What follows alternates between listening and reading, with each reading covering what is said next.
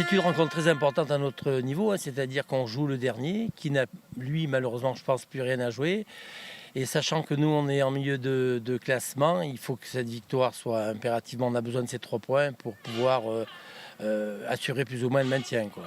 Et malheureusement, aujourd'hui, il me manque 2 joueurs clés. Il me manque mon capitaine, milieu de terrain, Benjamin Irelli, et Antoine Magne, notre attaquant, qui se sont blessés tous les deux la semaine dernière à Aix-sur-Vienne. J'ai fait appel à des joueurs de l'équipe réserve pour pouvoir pallier à ces 2 absences.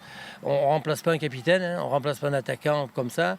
Donc j'espère qu'ils vont faire honneur à l'équipe, hein, dans un premier temps. Et puis moi, je pense que la première demeure sera très importante. Si on arrive déjà à briquer d'entrée, ça sera quasiment gagné. Mais bon, il faut jouer le match, hein. Felletin en blanc, dernier du classement de R3 poule E avec un seul point, se déplace à Meymac en bleu qui souhaite prendre les points pour obtenir le plus rapidement possible leur maintien.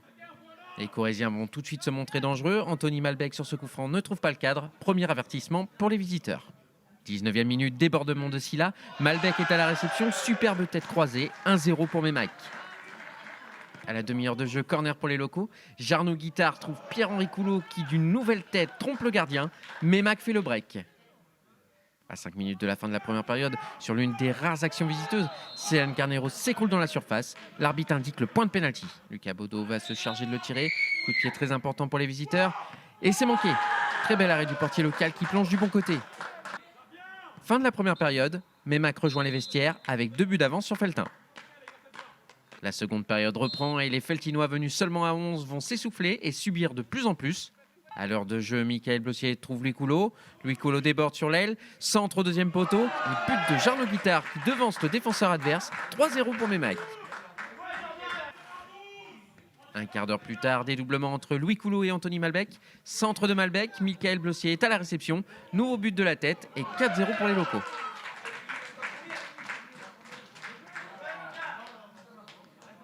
À la 80e minute, le portier visiteur sort les 2 pieds en avant.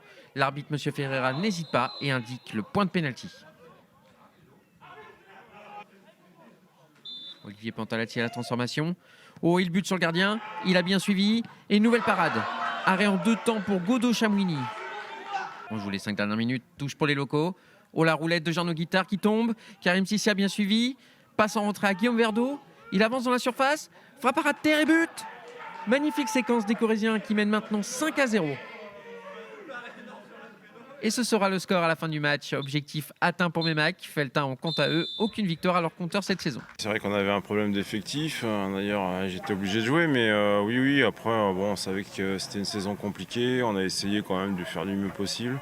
Et surtout pas pourrir le jeu. On avait pour objectif de bien défendre.